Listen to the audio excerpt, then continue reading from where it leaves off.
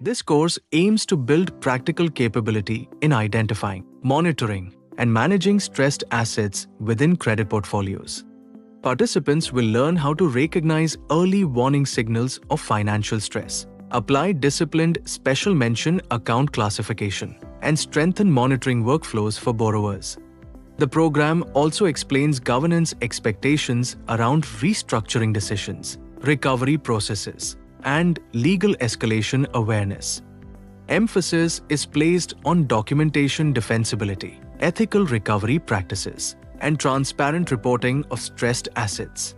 By the end of the course, learners will be able to analyze stressed exposures, apply structured monitoring controls, and support responsible credit risk management aligned with regulatory and governance expectations in banking institutions.